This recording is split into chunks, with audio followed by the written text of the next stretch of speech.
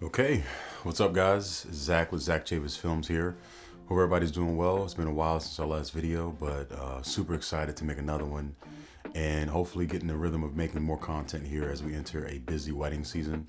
Tons of behind the scenes, tons of tips, tons of things that we've learned and corrected over the last few months. But today, the topic of the video is something that I think is always a topic of discussion among wedding filmmakers. And seriously, it's all about personal preference. But today we're going to be discussing the benefits of shooting handheld versus shooting with a gimbal on a wedding day and why you might choose one over the other. Now, we've been shooting wedding films for 4 years now. We've experimented with both styles, and honestly, in my opinion, I think it's always good to have a good mix of both in your wedding film. You have a variety of things to cut to, you have good breaks in between the handheld footage and the gimbal footage so that things don't get too repetitive. But I think once you establish a style and figure out why and when to use the style that you pick is important. So, should you be shooting gimbal or should you be shooting handheld? That's the question that we're going to answer today. So I guess I'll start with the handheld approach. This is something that I majority of the day use. I'd say probably 70% of the wedding day I am shooting on a handheld rig. Just so you know, the gear that I use, the main camera that I use on a wedding day is a Sony FX6, and it's catered to shooting handheld. And I think that's probably why I've gravitated towards this over the last 2 years that I've owned this camera. It feels good. I like using it on a wedding day. It's not too heavy for me for how I have it rigged out. I usually have a 28-70 on the camera, and that covers a lot of the shots that I would like to get. It's not covering all the shots, but the majority of shots that I want to get, it can cover.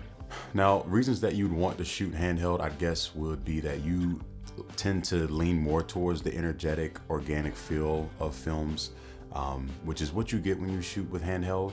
You do have to keep a steady hand so that you don't get too shaky, that doesn't look too sloppy, but usually, especially when you add the movement of the couple or anything that might be happening, it does tend to give a little bit more energy and an organic feel in your film. It's also more flexible and versatile, in my opinion. I think when you need to change locations or change shots or directions, it's easier for you to have a handheld rig and do that than it is for when you have a gimbal.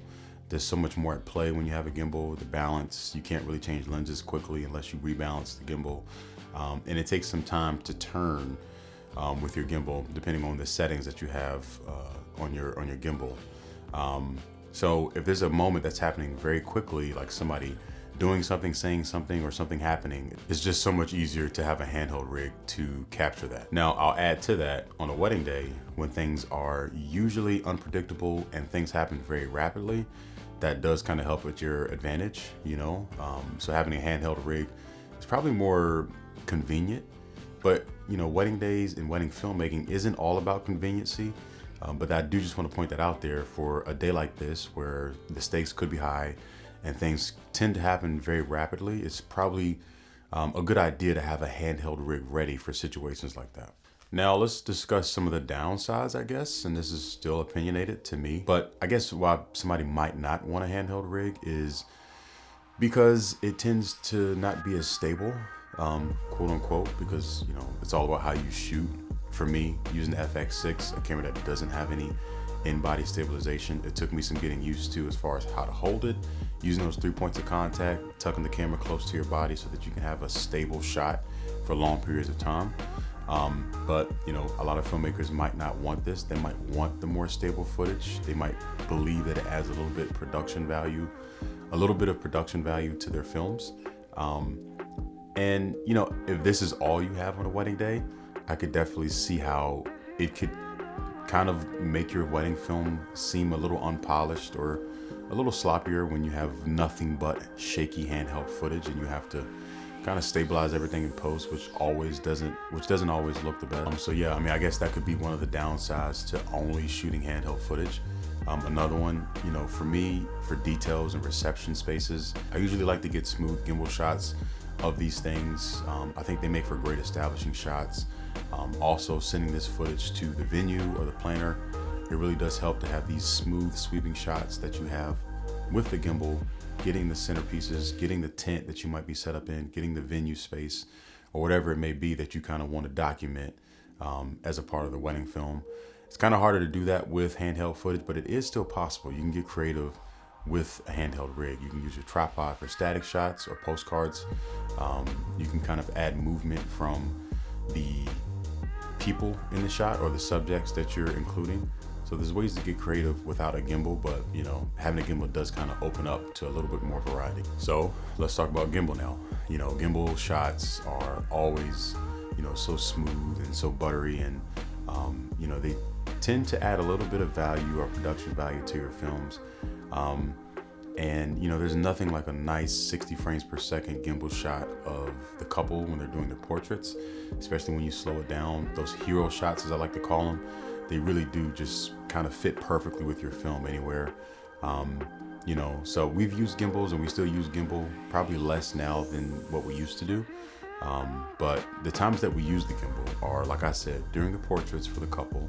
We use the gimbal during the reception to get those details that I mentioned about earlier. And just overall establishing shots of the wedding venue, whether it's the church, whether it's an estate, or whether it's any type of venue. They really do make good for having that establishing shot of showing off the location. Now, the downside of using a gimbal, in my opinion, is that it can get very repetitive if that's all you're shooting on throughout the day. And what I mean by that is that you have slow-mo shot after slow-mo shot, sweeping shot after sweeping shot, left to right. And, you know, honestly, that's okay. I think you still can get some really great films. I think there's filmmakers that shoot on just gimbals and they make amazing work. But I think it can get repetitive over time and limit you to your creativity as far as the angles you get, the lens choices that you decide to use, and the spaces or where you're able to get and stand when you have a gimbal rig. Another downside, and this is, you know, kind of being nitpicky, I guess after a 8 to 10 hour day, it can wear you down a little bit. You know, I mean, I think at this point we're all using heavy equipment, heavy cameras, heavy gimbals. So, you know, you're going to have some weight regardless, but you know, these gimbals aren't, you know, necessarily the lightest things in the world, especially coupled with a larger camera and larger lens, depending on what you put on the gimbal. So that's just something I guess to consider, is that if you're shooting for longer periods of time, that it can kind of wear you down at certain points. So after talking about all the upsides and downsides of each method, what I would suggest to most filmmakers is to kind of have a little bit of both. And I think a way to do that, and something that is, you know, we've kind of done over the last 3 years, is to have a second shooter if you can afford this in the budget of what you're charging.